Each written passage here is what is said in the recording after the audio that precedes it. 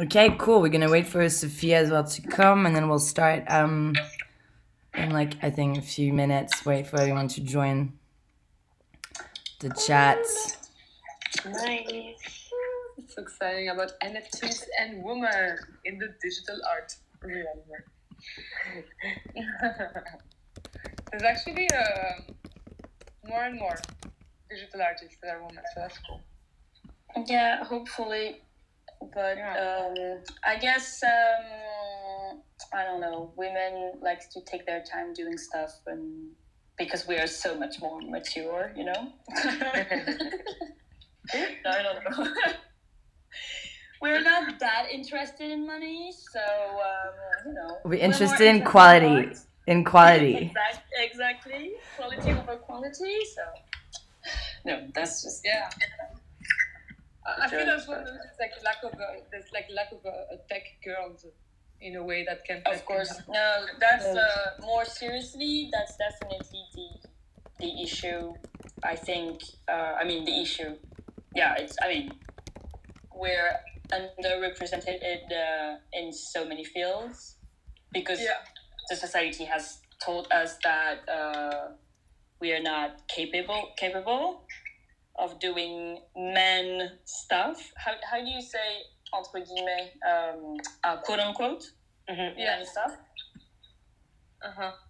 So it's but hopefully there's like the discussion is open and more women talk about the subject and can empower other women to do this kind of stuff.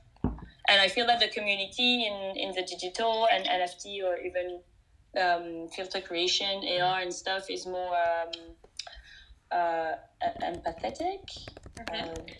Hi, Sofia. Hello, ladies. Hi, Sofia. Hello. How are you? Hello. Great. Nice to be chatting with you guys again. Yeah, same wise. It's exciting. Hi, Sophia.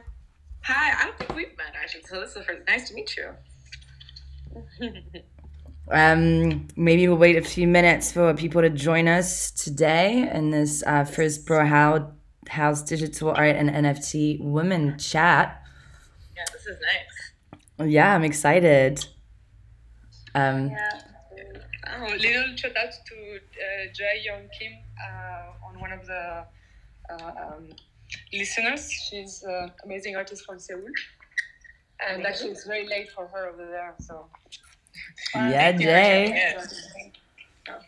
Very cool. Yeah, I think we can... so the way that this conversation is going to be going, people on the floor are going to introduce themselves.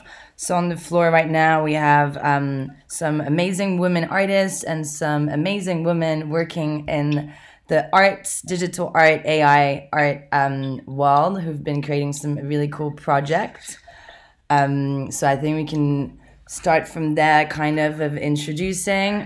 So we are Braw Haus, so we're the one hosting this talk today. We are a creative studio based between New York and Paris.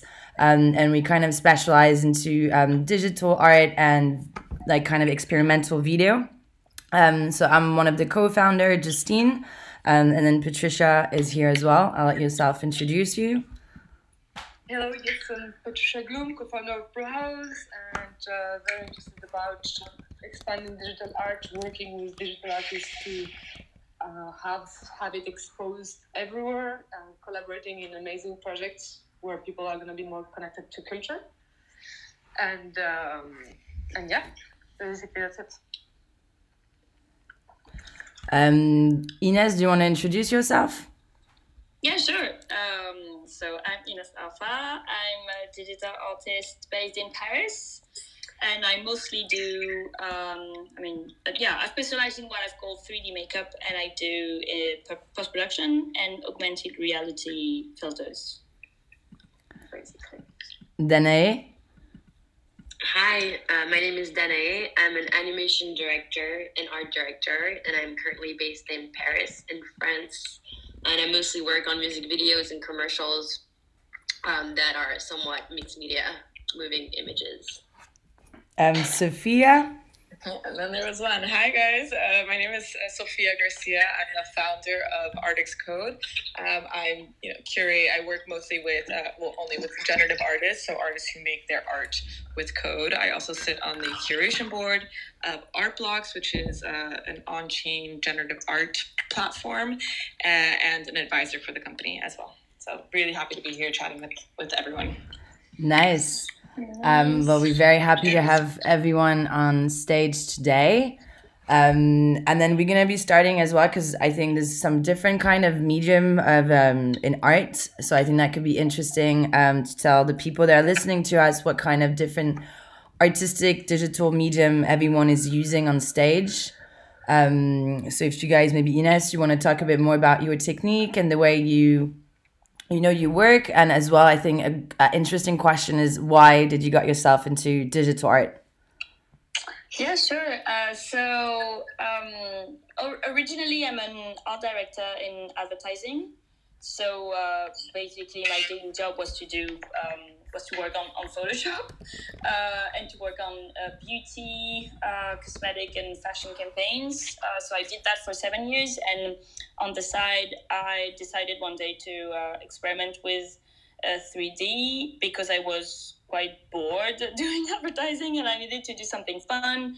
And digital softwares, 3D software, were more accessible than when I was at school, because when I was at school, I learned, I had like a week of workshop trying to learn a 3D software, which was called Lightwave at the time, and it was horrible. And I thought, oh, I'm never going to do 3D in my life. It's horrible. I don't want to do that again. And so 10 years or maybe more later, I tried to experiment a little bit. And at the time I met Pantera 666, who is a music producer. And I started doing visuals for his live performance and mostly video clips. So that's how little by little I did tutorials. I learned everything by myself. And yeah, I tried that. This is how I started learning 3D and adding 3D elements in the physical space. And one day I had this idea of uniting two of my favorite skills, which are the 3D skills that I had, and the beauty makeup knowledge that I got from the advertising job. And I thought, okay, let's add 3D elements on people's faces, and that can be the makeup from the future. And that started for fun and experimentation, and that is my daily job now, as I am some kind of a 3D makeup artist. So that's how I got into digital in general and digital art now, because I'm trying to consider myself as a digital artist, even though the word artist is quite weird for me to use, because it's hard to imagine to be able to earn a living as an artist. But hope I answered your question. Yeah, I love that you say the makeup of tomorrow. I think we definitely are on a good path of getting there, which is pretty interesting. Danae, you want to go with your very interesting technique? Yeah, sure. Yeah, that was really cool to hear more about your story, Ines. So for my part, well, I guess I started doing digital art when I was in high school. I was doing a lot of digital paintings in Photoshop, and actually I was also retouching all of my friends' pictures for their profile picture on Facebook, and I just loved retouching, and I was making photo collage. I kind of felt like a wizard at the time. But then in college, I started way more experimenting with 3D and with animation. So I taught myself After Effects and Cinema 4D. And I was also drawing a lot at the time. So I kind of organically started combining the 3D and digital world with actual analog drawings. And I experimented a lot during 6 months, where I was I had a project where I was animating my dreams. And I started to do that on a daily basis. And I experimented with so much different techniques with animation. And that's all the jobs I had after I graduated was all related to mixed media animation somehow, and that's how what I also like is my daily job. So it's just a merge between the digital and analog techniques, but I do rely a lot on technology for that, and then combine them with traditional animation techniques. And do you remember the first day you were like, okay, I'm going to become an artist that's doing, like, using kind of computer and, like, mixed media technique as an artist? Mm-hmm. Yeah, I think it was probably after my first music video, where I kind of saw it going somewhere, like on an actual project, music video I did for the singer Mitski. And I think it was like the whole collaboration that kind of changed something in me, and I knew that that's what I wanted to do, was like collaborate with people and sort of considered myself maybe more as an artist, quote unquote.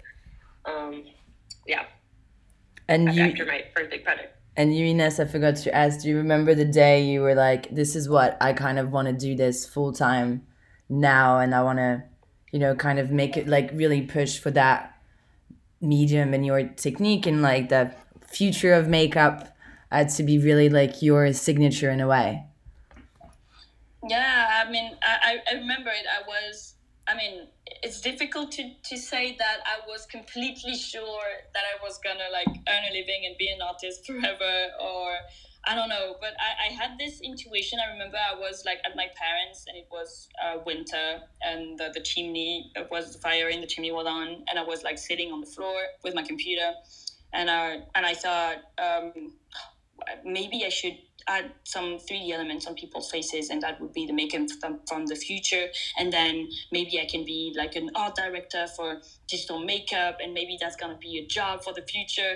But that was really an intuition, and I don't know why I believed in it, because at the time when I was talking to people about that, and mostly the people that I was working with at the advertising company, they were like, that's weird. Maybe in 10 years or 20 years, or Ines, you're so, like, into the future.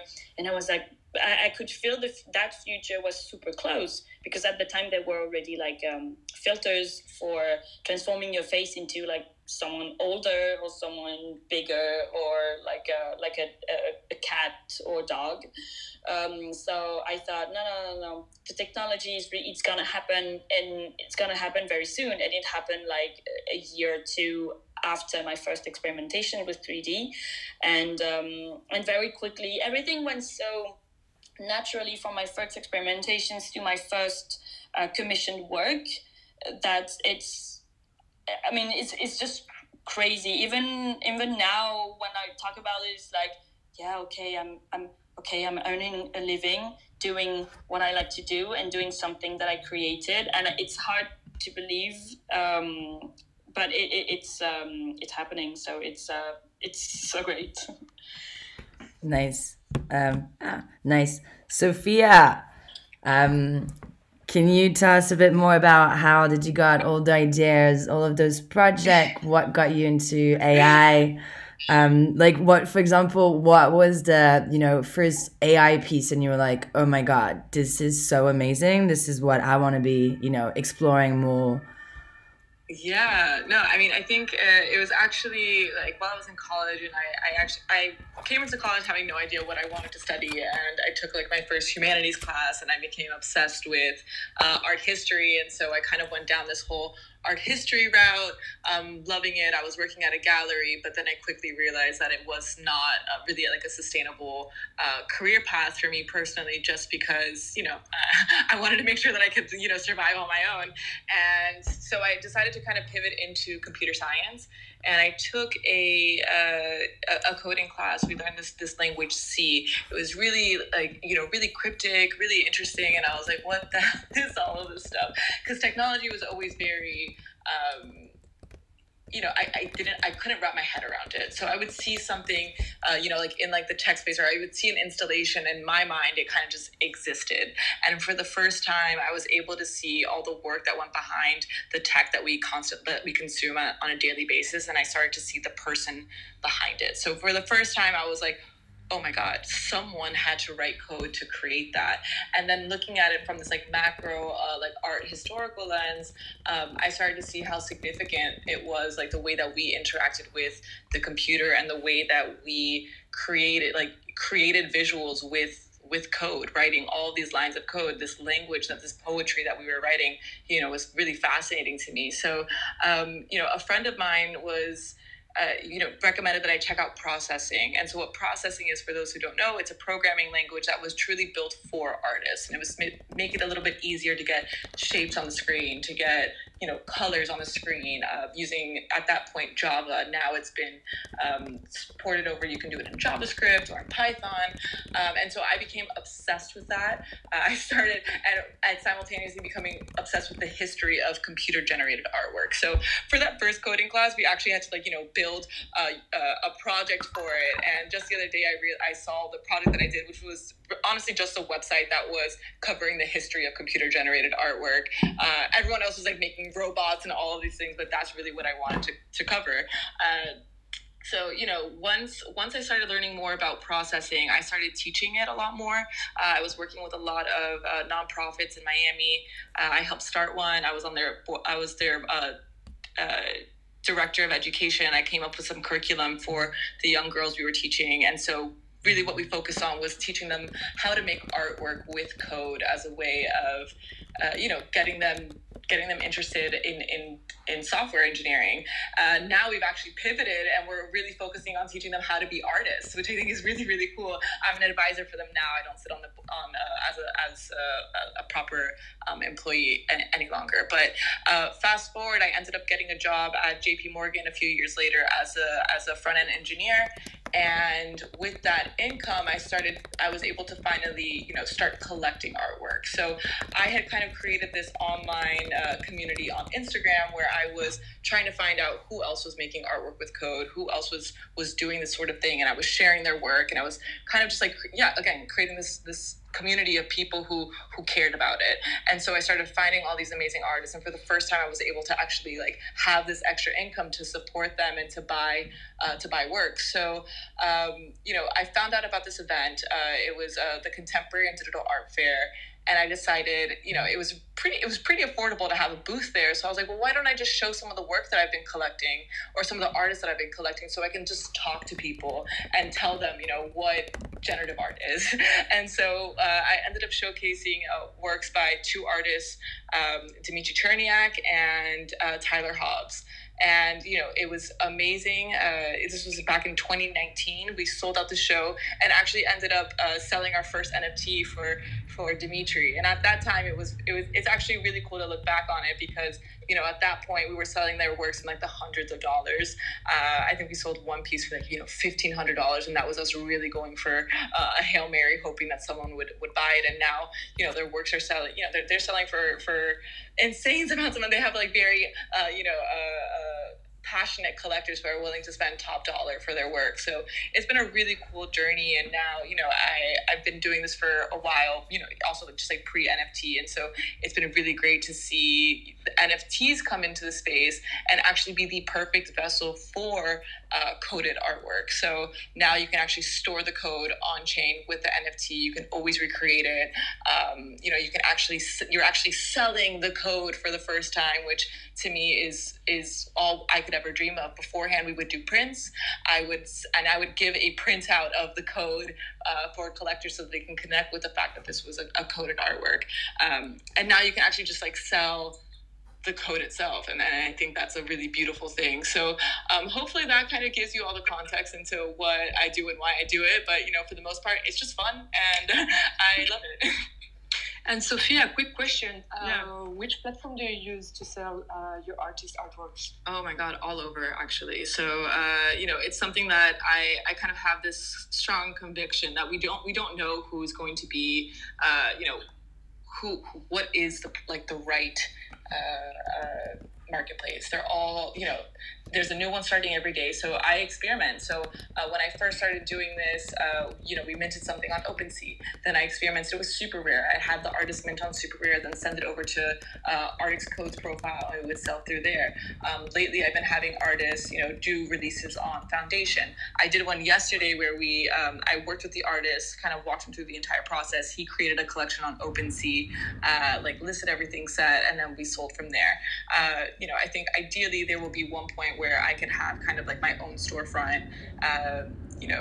Like you would go to my gallery and you would be able to buy NFTs there, like my curated drops and stuff like that. But for the time being, it's all about experimentation. We're so early in the space. It'd be silly to commit to just one marketplace. Yeah, and just quickly so on Super Rare, they they accepting open places right now for galleries to create their own. Oh yes, yeah. They've been courting me for that, and so I've been chatting with their team. It's been really interesting. I'll have to they want me to come up with a proposal and things like that. And there's pros and cons to it. There's then you have to kind of be like, I think it's a really wonderful idea, and I think it's much needed that we kind of need these tools. But also having the flexibility of truly owning your own space is also attractive in that. So I have a lot of things to think about, but in the meantime, I'm just kind of having fun with it all. I'm doing a big exhibition and auction in Miami during Art Basel, just to kind of also understand what people want. Kind of my response to seeing the Chrissies and the Sotheby's of the world coming in and putting on generative art NFT auctions, and kind of doing it without intent or with the care and respect that I think it deserves. So I think now the next few years is definitely just going to be, I'm really big on just experimenting and not being so rigid in what I do, because things are moving so quickly. And I think this also comes from my experience as a developer where, every other year or every other 6 months, you're learning a new framework that, might work better or, something along those lines. So yeah, it just got to be quick, agile, and I kind of have fun with it all. And we have Jae, super cool artist that does super nice character. Jae, do you want to introduce yourself? Hello guys. My name is Jae. Actually, my full name is Jae Yeon Kim. Originally from South Korea, Seoul. But I'm gonna leave to Berlin pretty soon, next week. Yeah. As Justine introduced me, I am currently creating some characters and then some animations to make some very interesting stories and on personalities. I actually started my on artist pathway as an illustrator, two-dimensional illustrator, because since when I was really young, I just used to draw so many cartoony type of characters. I was really got into it because of the I can just imagine some stories as soon as I just draw those kind of characters. Like this character does have probably, I just imagine that they have their own stories. So they probably have some friends, they probably have some hobbies, and then those kind of their own life. So I was really got into how can I explain these things? Whole narrative, but it is not exist in reality, but at the same time, it is exist as a parallel world. So that's why I just started to doing some character illustrations. But then, soon as I realized that, I wish this characters feels more real, like this is exist in real world. So try to enhance those kind of effect. So I just got into 3D world, which I can put more options like perspectives, and then different textures, and then effects, and then everything also this can move as a how can I this can move as a real life, like human beings or animals, anything else. So that's why I just started to create all this 3D stuff. And then also the most important thing is I can create emotions onto the character when I use some rigging and an animation 3D effects. So yeah. Very nice, Jae, and I think your characters are going to come to life soon. Braw Haus and Jae is currently building a really cool project that's going to take the light very soon. So that's very exciting stuff that's going to happen. So on another topic, so with Sofia and Braw Haus, we actually met at CADAF in Miami back in like 2018, where all this kind of blockchain and NFT was not really into our mind yet, but it existed. So I think that the next question is, how do we see the digital world that was before? And for the artists as well, for example, I remember some artists saying like, oh, I'm a motion designer, I'm a graphic designer, I'm an animator, but not really mentioning I'm an artist. Whether like now some people are saying, oh, you're selling NFT, therefore you're an artist. And artists, I feel like much more confident of calling themselves artists instead of like a certain kind of specific technique they're using. So I kind of want to see what you guys all think about that in terms of, you know, what used to happen before and what's going on now, which is kind of revolutionized in our world today. Yeah, I think for the first time now, you know, the reason people had to refer to themselves as their job essentially at that point it's because, you know, that's what they needed to do to make money. They were an animator, they were a motion graphic designer, and now for the first time, these like creators can own their artwork, you know, what they're producing, because motion graphic designers, also the animation, all these things like graphic designers, they're artists. And so now for the first time they can truly put their work up and be supported by you know, different patrons. And beforehand, you know, you'd have to really hope that you would get a commission by one of these, like, you know, big tech companies to do their lobby or something along those lines. And now for the first time, or, you know, get a brand partnership and get hired by them to do something, and they would underpay you, and like, you know, all these like terrible things. And now for the first time, you as an artist, as a creator, can truly own what you're doing and find a group of people who want to support and you know, and acquire it, collect it, and be you know, stewards of your work. So I think it's a really cool change in the way we see digital creators and how they interact with you know, the blockchain. Yeah, and I feel like as well, when we were doing that, it was like, okay, how can we sell this USB? Which was actually a question that's like, video file was sold on Gallery for so many years as a CD with like a paper that say this is certified that this is the right artist that did this, and then, you know, now who can just copy that CD and like print that certification multiple times? And now it's like, this is not even a question anymore. And I feel a lot of people are trying to get those CD back onto the blockchain, and then it's such a valuable thing for artists as well to be able to trace where their work is going, who is purchasing them, and the opportunity to be open to the entire world. Like, you can be located in any place. You use the right platform, the right exchange platform to communicate with the rest of the world, to be able to sell yourself and sell your art. I don't know if any, Danae or Ines, do you want to say something about this? Actually, I was just remembering, because we were together at the time when you were selling the USB, when you and Patricia were in Miami, and it's true that's exactly, I guess, what you were missing with the blockchain too. You know, I think like it was so much in line with the whole of what an NFT is about, and it's amazing now that the resource is sort of available for the creators and the artists as well. Yeah, and I even remember when we were roommate, you were mentioning that you were an animator, but you never really said I'm an artist. Yeah, that's true. That's true. And I think, you know, having sold, I mean, one NFT.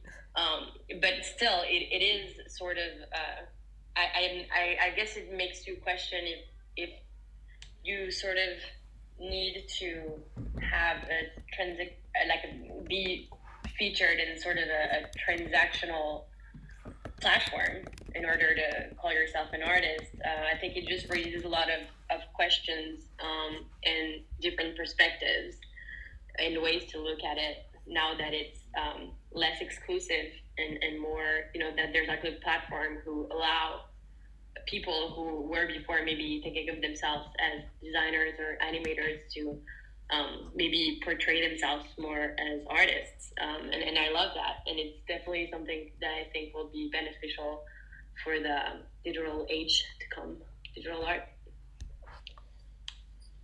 Ines, do you have something to add? No. I mean, nothing special. I think you said everything. It's true that I've all the exhibitions I've been part for the last couple of years. It's like, oh, do you want to sell something? And you're like, okay, so I'm doing videos. What should I sell? Like prints from my videos? So that's kind of a little bit ridiculous. So it's finally, as a digital artist, you get like the recognition. Financial recognition, and you can earn a living or get paid for the hard work that you do, because otherwise, before NFTs, it's just like you send your videos and your images, and it's exhibited, and then you get $0 to $200, and that's it. And then the exhibition is ending, and no one buys your stuff, except if you're like a huge digital artist, like super famous, and you're like supported by Christie's or whatever. So now I get the game is definitely changing, and as you said, it's accessible to any kind of artist, and even the ones that hasn't got any press yet or hasn't even been exhibited yet. So it's maybe less, it's more inclusive, I guess. Yeah, it is more inclusive. It also, do you feel the artists need as well some sort of support in order to put their artwork out there? Is it enough to just have their artwork being uploaded and secure as an NFT in order to authentify its authenticity, and then that make sure it's going to be sold? For me, it definitely is overwhelming, and sorry, my connection is okay. Wait a minute. It's definitely something more like I have so much respect to all the younger digital artists that I see that are doing NFTs, that are like creating the artwork and promoting it. So they are like they are artists and businessmen at the same time, because I wasn't ready to do, and I still don't want to do that part of the job. I'd rather like pay someone that can get a commission from the sales to do that promotion part. For me, it's really hard, and I wasn't. I'm not prepared. I really don't want to do it, so I do it.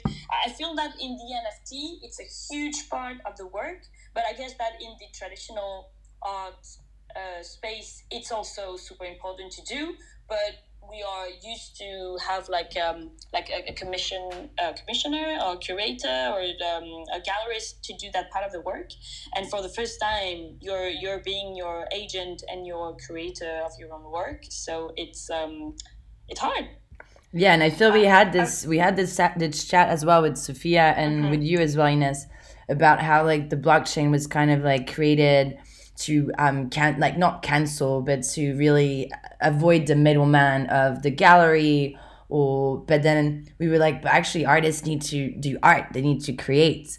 And then it was like, and then I think that's going to be the next kind of thing that's going to come up, is how can gallery or manager manage everything the artist is having to be able to, like you said, Ines, like let the artist focus on the work and not go on like Discord, Twitter, constantly every day. Where do I need to put my stuff? What time I need to drop? So I think that's going to be a very interesting way to see how this is going to be turning around. Yeah, I think from personal experience, I think we're gonna see also the role of gallerist, curator, all these things just change, because I think what is so amazing about blockchain is that there is this independence of the artist, and I know I personally love to respect that. I work with a lot of artists. I handle a lot of their work. I look at them as collaborators. We collaborate with each other. They are free to go work with whoever they'd like. For the most part, they always, will run something by me, but we kind of work on a project basis. So, there's an artist that I worked with yesterday to do his drop. I've worked with him for some time. We actually had him on display at the show in Miami, which is actually my picture here, is some of the pieces that I had there, but you can't see his there. But anyway, he had a child and stopped creating work for the last year and a half, and I reached out to him and I was like, look, you are amazing, we need to get your artwork out there, let's do something. And so he entrusted me. We curated, I went through a bunch of his different outputs. We selected 16. We did a drop yesterday on OpenSea, but beforehand, I'm talking with my different collectors. I'm letting people know in my network, like, look, this is what we're gonna do, this is what it is, and it's sold out in under 5 minutes. And so, those are things like that is when, having a curator, gallerist, whatever it is, comes in handy, because we can handle the marketing. We have the network of collectors that also trust our curation, that want to know what to buy. And so sometimes when an artist is coming in and kind of just needs that guidance, that doing that, if he would have posted it silently, soft launch, who knows how long it would have taken for collectors to find it, get a hold of it. He hasn't been active on Twitter for so long. And so, now because of this partnership, now we have collectors really excited to collect his work. So many people reach out like, oh man, we missed it. When can we get the next one? We really love this, and kind of get that excitement around. And so that's the role, I think, this new wave of management should be. We've also seen people come in and try to take advantage of that, and do releases extremely poorly, very tasteless, larger companies trying to kind of make a quick buck, and artists kind of not doing their trusting someone that they maybe don't know too well.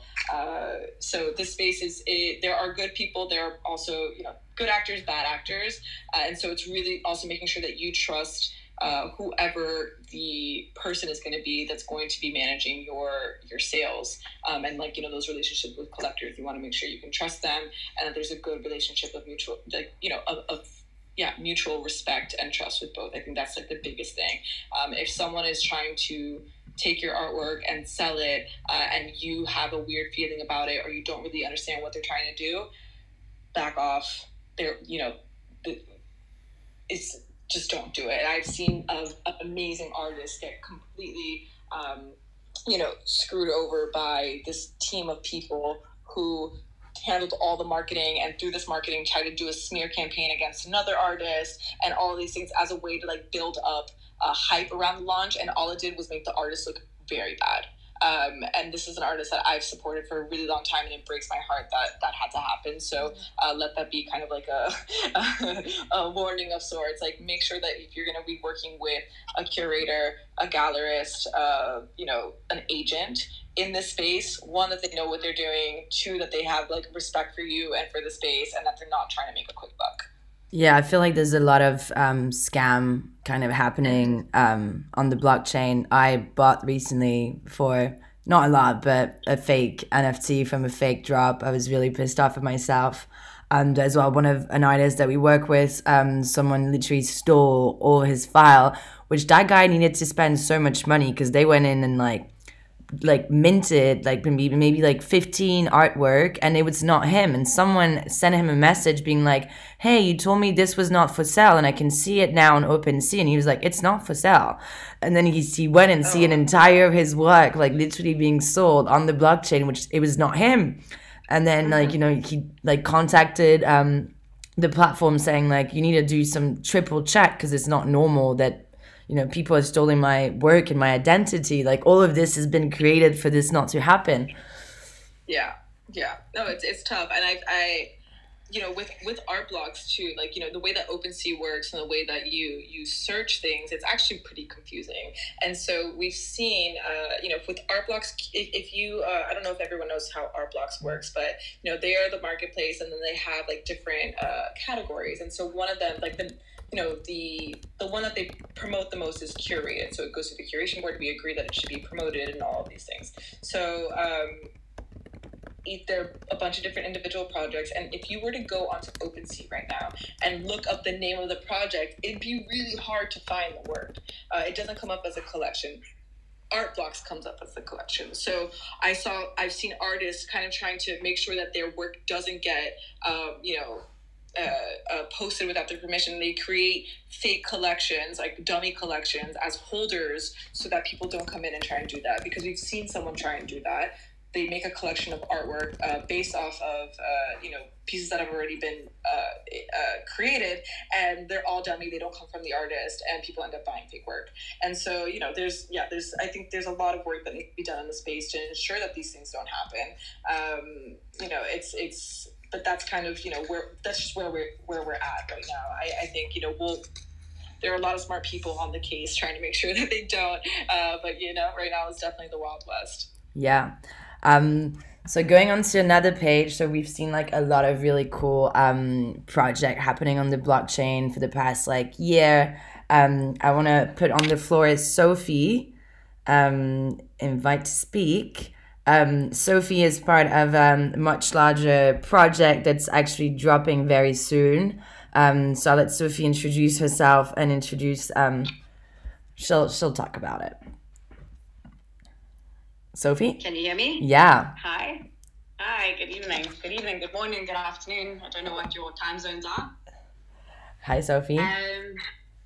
Thank you Hi, for Sophie. having me this evening. Hi, everybody. Hello, Sophie. Hello, fellow Sophia. Hi.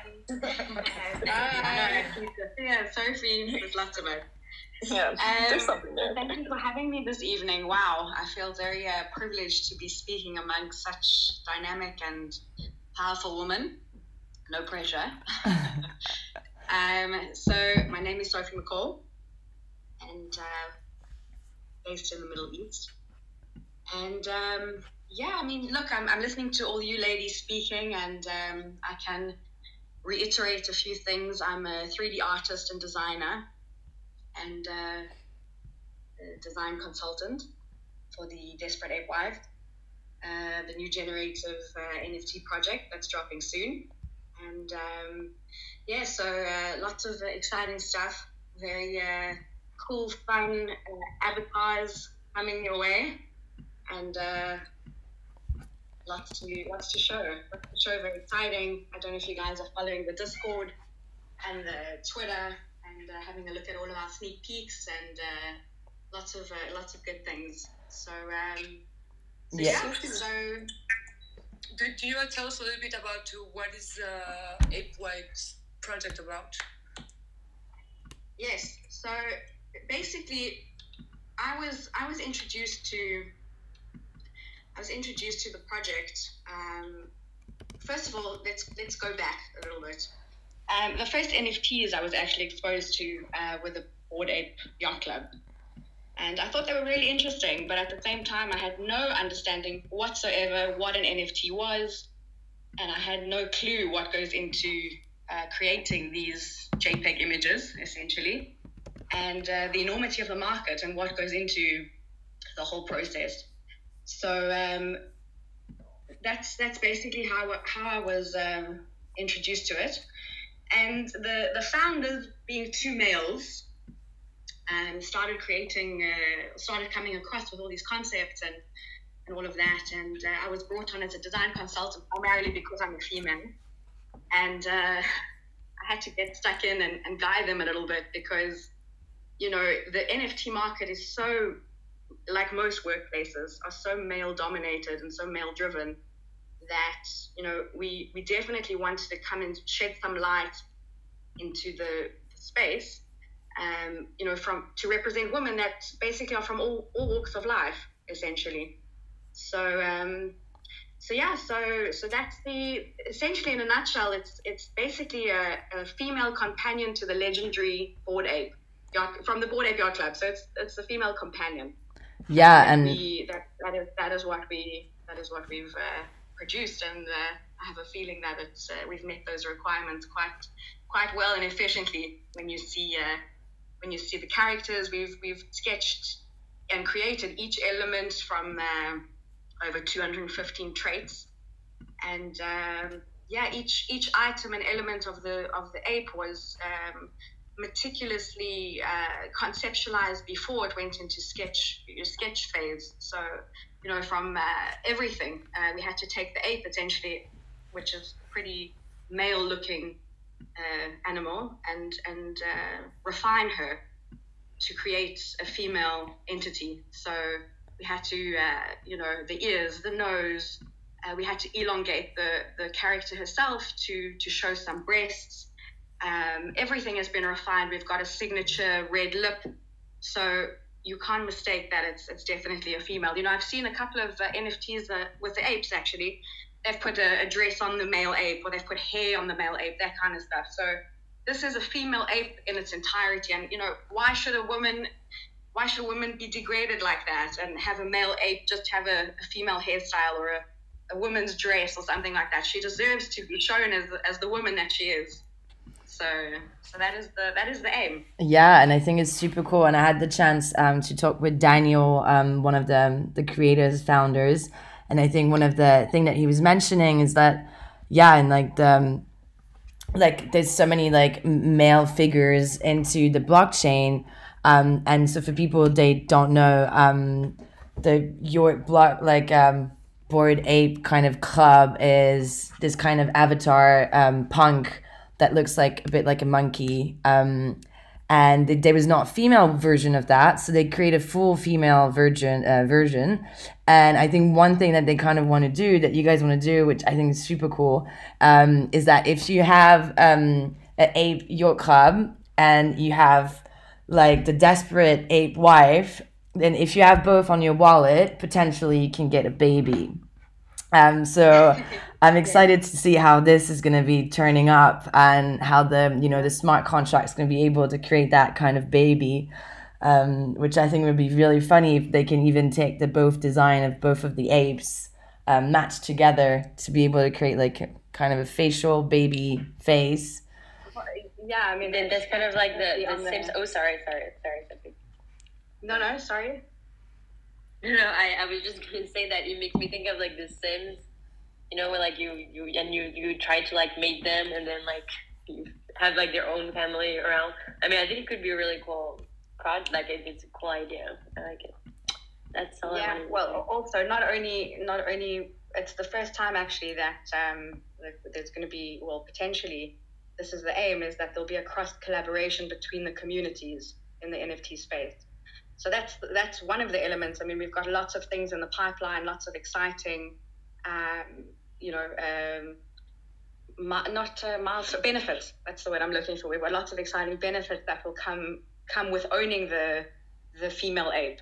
So we want to also potentially, we're in collaborations with and talks with a lot of exciting ventures to make it happen. That, for example, if you own the female ape, that you'll be entitled to discounts across the board from, let's say, discounts on airline tickets, or you'll be, have access into specific clubs or Soho House or those kind of things, which I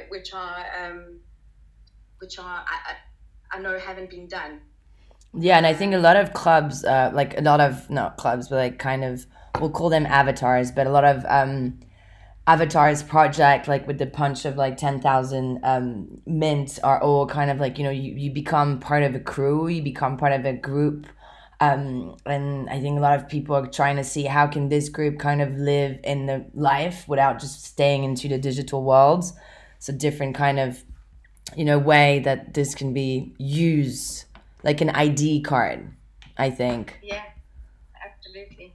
absolutely, and it will be a membership. It's a membership essentially, and also the good thing is that not only once you own the female ape, you'll have your membership, but also for the Board API Club and the Mutant Apes, if they will automatically, once they purchase the female ape, they'll automatically have a free NFT, which is awesome in itself.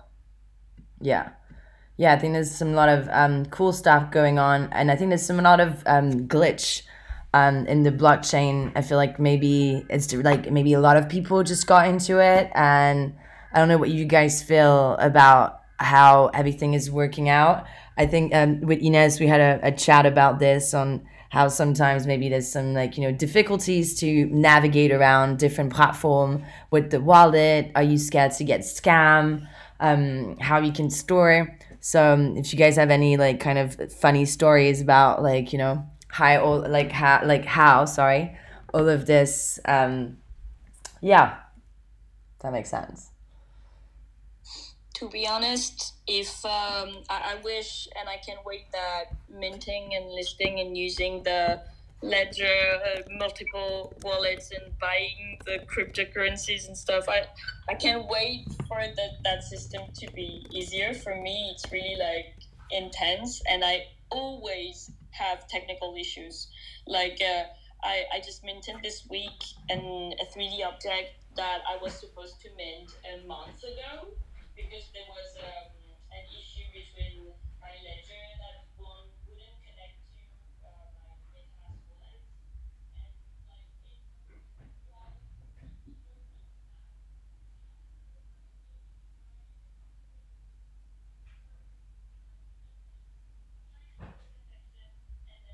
everything would go back to the description page of the NFT, and I was like, oh my god, I'm gonna like destroy my computer and just throw everything away, and I will never be doing NFTs again, because that's how I deal with problems, you know. So I didn't throw my computer away. I just waited, but I had to wait for 3 weeks or 4 weeks for MetaMask to fix the issue and to get answers and feedbacks from Ledger, because when you send a message to, so I had help from Foundation. They were like super nice and they took a lot of time to try to help me fix my problem, but we couldn't find where the problem come from.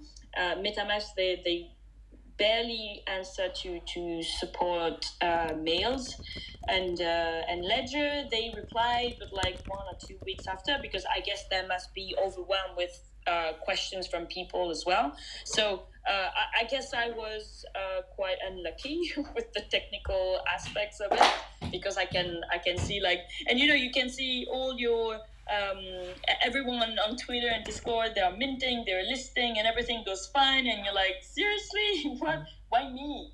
But then you see other people get hacked and lose all their NFTs and all their cryptocurrencies. So it's pretty intense and scary, to be honest. Yeah, I think so too. Guys, feel free to raise your hand if you have, you know, some stories as well that you want to share with the floor. Omer, do you want to share something? Should I bring you up in the room? Yeah, Omer Qayyum is an amazing digital artist that we've been following each other for, I guess, 3 years now. And he's actually right now, so for the past 2-3 months, he has been doing very well on OpenSea and selling his digital art, experiencing his first try on Foundation, but then got some frustration with Foundation, because Foundation mainly just showcases artists that are very well known on the first page. So he went on to another route, tried OpenSea, and tried different marketing techniques around his work. This would be an artist that I could say he's half businessman, half artist, and actually currently succeeding on it. So I thought I'll let him introduce himself, but he has an interesting story to share. Oh, hey everyone. I mostly came to support y'all. I wasn't expecting to come on the stage, but my name is Omer. Pat and Justine just gave a pretty accurate description, but I'm an artist based in New York. I'm currently in the NFT space as well. Hopefully soon, me, Pat, and Justine will be creating a lot of NFTs in the future. I do mostly minimalism, but I am into like motion design, 3D, 2D loops. Right now, I have a collection out on OpenSea. Pat just explained why I'm no longer minting on FND anymore, but I am collecting on there. But yeah, that's me. I do have one interesting story to share while y'all are on the topic, because I am trying to help a friend out. Long story short, they didn't write down their seed phrase. So please, everyone, please write down your seed phrase, even if you have it in like more than one place, but never, of course, type it on like anywhere on the internet, even if you have it on a Google Drive somewhere as like a document. That's my biggest recommendation, because there's no way to recover it, of course, but I'm also, like, me and a group of friends are just pitching in to just donate a little bit to help them out. Yeah, I think we should all leave it at our parents' house or our grandparents' house, somewhere safe, where you know it's there. Maybe you'll forget one day, but at least it's still there, and someone in your ancestor will find some like 12 keywords like, why did she try to say, is this like a code somewhere? And then if you're like, oh, maybe I'll try the blockchain and see if this is working. Oh, damn, like our like really old grandma was super rich on the blockchain. I think that'd be like the... Or put it in one of those, what are those old like biscuit containers? Yes. Those, you guys know what I'm talking about? Mm-hmm. The blue or purplish. No, I think that's really definitely something. If people listening to us are getting interested into the blockchain, NFT, crypto, definitely when they give you those 12 words, don't tell yourself, oh, remember it, it's fine. You need to write it down and hide it somewhere, and make sure no one, not even to your best friend, no one knows your... You can't trust no one. Yes, you can just trust yourself. Maybe your sister or your brother, but still people can be a bit scungy. Do we have people down there that have questions? Please don't forget to raise your hand and we'll definitely put you up on the floor. Did you guys heard about anything about taxation? Justine, sorry, just to interrupt. Yes. If I can just mention something about the subject about the scams. Yes. Just today actually, we found out that there are 2 different accounts on OpenSea that they've obviously screenshotted the apewives and have already posted them on OpenSea for sale. But just so everyone can know that it's not real. It's a scam. It's not us. We haven't even launched our date yet, our drop date. So. This is exactly the way I got scammed. The launch was not made, and I thought I was on the... I was just thinking that I better mention it. Yeah, it was so bad. I sent it to my friend, and I was like, hey, the drop is happening. And he was like, Justine, you got scammed. I was like, no. And I was so excited to have one, and I was like, yeah. And then my roommate was like, what? I was like, I got scammed. I just bought a fake NFT, and she definitely doesn't understand what I'm saying. So she's like, okay, cool. I was like, no. That's why it's so important to be part of the Twitters and the Discords and to be real-time part of these communities, because all the announcements are there, everything's happening real time, and it's inevitable that these things happen. But even on the Discord, because you can get scam on Discord as well. Like if you're part of the group and then someone else is sending you a message like, oh, you've been selected. Well, now I know it's scams, but like people need to be very vigilant on who's sending you messages on Discord, also, Twitter. Official announcements on the Discord is probably the best thing to follow. Yeah, on the group. Not on like private chat kind of. No. Yeah, definitely. We need to be very vigilant on everything, and it's super scary because it's not like you have, a bank you can show up to like, hey, where's my money? No. But yeah, did you guys heard about the taxation? I know in France they've been kind of discussing it in the government about how they can tax, which I think is kind of weird. Yeah, of course they will, but I'm kind of like, wondering, so I want to, put it out there. But how can an account that's like literally out in the world somewhere like, for example, us at Braw, Patricia is in New York, I'm in Paris. We can buy an artwork that's in, you know, maybe in China. The person that created the wallet is in London. Like, who is getting tax? Who is, like, you know, where is this tax going to in this, like, you know, virtual world that's not owned by anyone?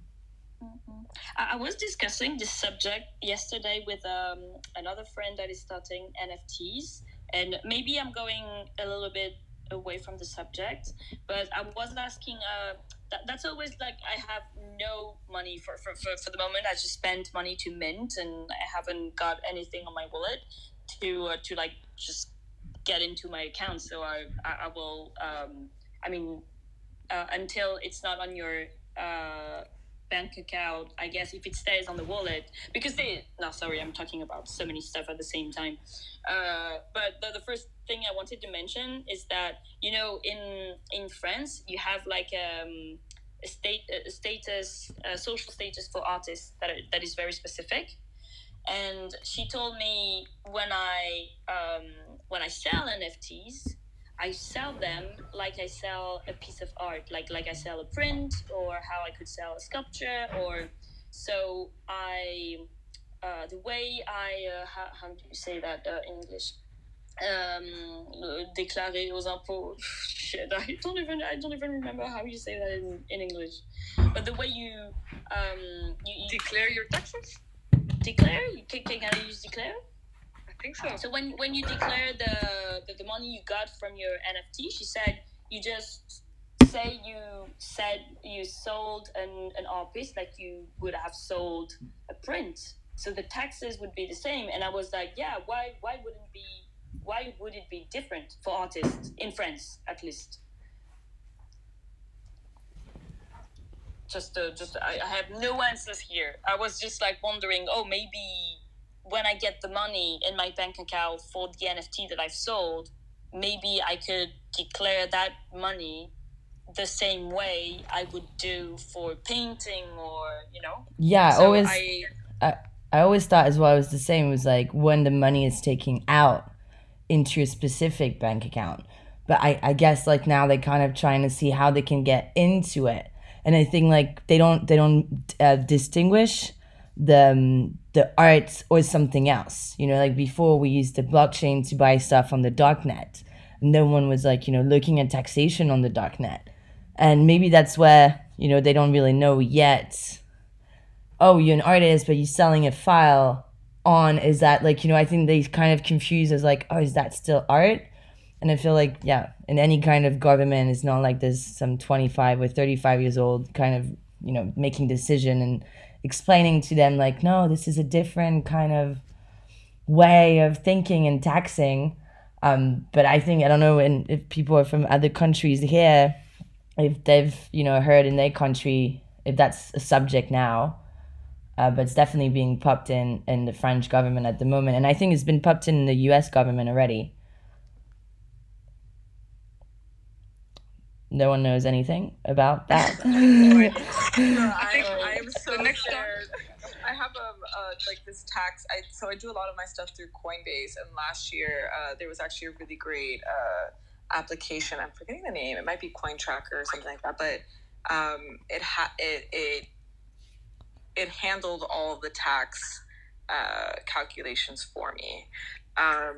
So let's see what this year I did a lot more volume, a lot more. So I'm a bit scared to see what the ramifications are going to be for 2021. But I'll probably have to like sell another NFT to just pay for it. So let's see how that goes. But yeah, I think this year will really be kind of like the main calling point, and seeing how, like, you know, what these taxes truly look like. And Sophia, I actually have a question about like the wallet. Do you only use Coinbase? And if you have any advice to give to artists that are starting on the NFT? So of course. I'm a bit of like a creature of habit. The first time I had a wallet, I did a Bitcoin hackathon in like 2016, and they were like, download Coinbase. And I was like, great, okay, cool, I got Coinbase. I then switched over to Coinbase Pro just because the fees are a lot like they're just a lot less Coinbase, the regular Coinbase. Very user friendly for beginners, so I think it's like a great place to start. They really walk you through, and if you get locked out of your account, they can get you back in, things like that. You know, Coinbase Pro has been really great in terms of making sure that my fees come down, but FTX is also a really great option for people. I think at the moment in the US, they're kind of blocked, so they have an FTX US version, but some people I know use a VPN to be able to get the FTX proper. So if you're in Europe, I would recommend checking out FTX because their fees are also extremely competitive. So yeah, I mean, I use Coinbase also. I do also appreciate that, like, you know, it's connected to my tax software because I tend to do my taxes myself. And you know, that's pretty much it. I wouldn't say I'm like the expert on all of these things. I'm sure there's a proper crypto finance person who would, like, you know, have a lot more to say on the subject. But you know, it works for me, and you know, they are providing me a service. So you know, the small fees that I do that are taken out, like, I'm cool with it. Nice. Yeah. I'm excited too to see how they can get our money and artists' money back. For the first time, digital artists, they can make money for themselves. And yeah, it's interesting. Do we have any question? Yeah, I think the last question I have to put on the floor was a bit like, where do you think is going to be the next kind of, like, we've heard about NFT has been like more than a year and a half that, you know, like for some of us has been already out in our mind because we were in that industry. But I'm going to say for the rest of the world, they was not interested in that kind of industry before. What do you think is going to be the next industry that's really going to put a light, like a spotlight onto the blockchain and NFT kind of world? I mean, I think we're going to see music for sure. Yeah. Like, I think music is like, you know, it's bubbling and people keep talking about it. We haven't seen anyone execute it, you know, in the right way yet. But I think once that's unlocked properly, it's going to be a game changer. And it's been really cool to see photography also kind of like take on a new life with NFTs. But you know, I think I truly do think it's just really gonna change everything.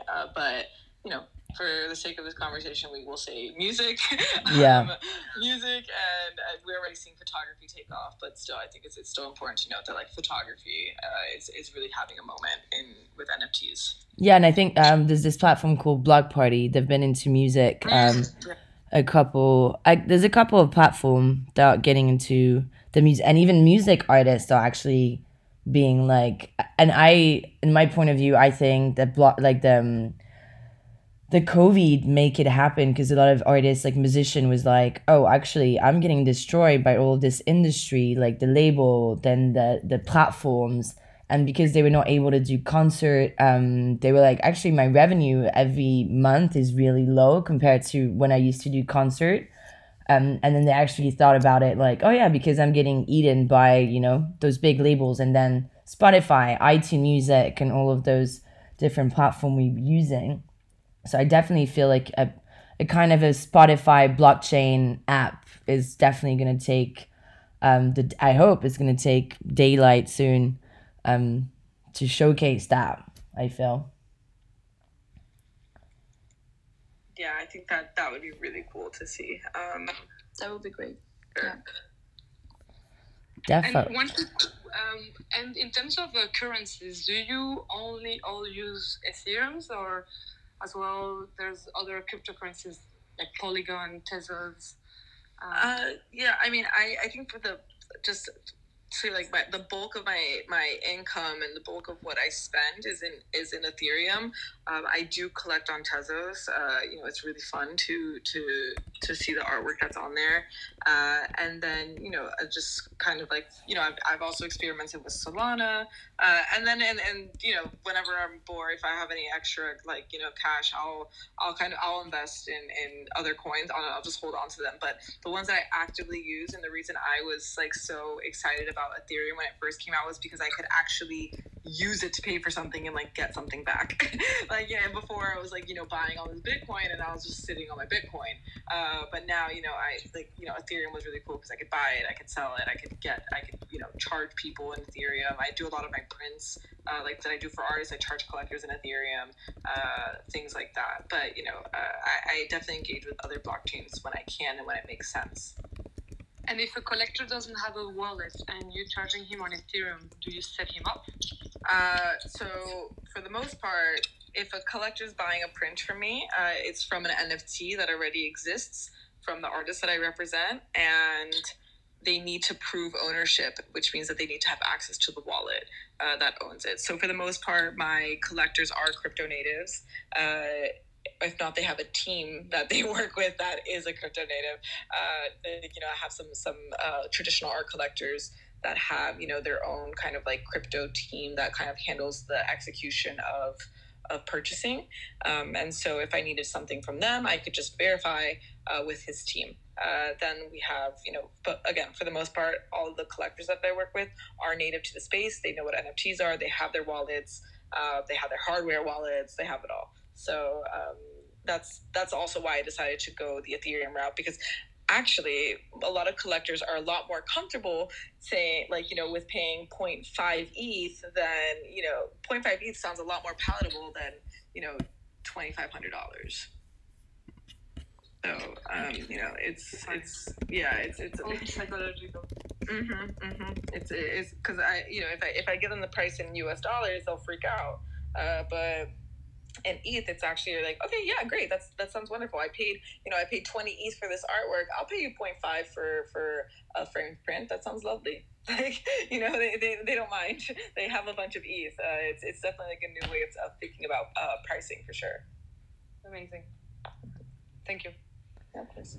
Cool. Well, thank you so much, guys, for taking part in this. Oh, I invited Sofia to come and join another one. Yeah, Sofia. Dance for Hi, Sofia. Hello, Sofia. Welcome to the space. Do you want to introduce yourself? You're on mute, Sofia. Sofia? Hello? Maybe Sofia. Sophia's shy. Oh. Yeah, guys, thank you so much for joining today. That was the first one. I think if that was interesting for everyone, maybe we do another one in a couple of weeks, month, on a different similar topic. Oh, Sofia came back. Oh, Sofia left. Yeah, thank you so much for all of you girls and you, Omer, to come join us today, and to all of our room people. Yeah, I don't know how to end this. Really interesting. Yeah, thanks for having me. And it was really good to listen to everyone's conversations. Yes, very uplifting. Yes, 100%. It's exciting to just keep a little bit those type of conversations going. And, Actually, super excited. I am not really into NFT market yet, but it was really, really nice to listen all of your real experiences and then on aspect about NFT. So this might be really helpful for my next investigation. Thanks. Right. yeah, it's exciting. Have a good day. That's awesome.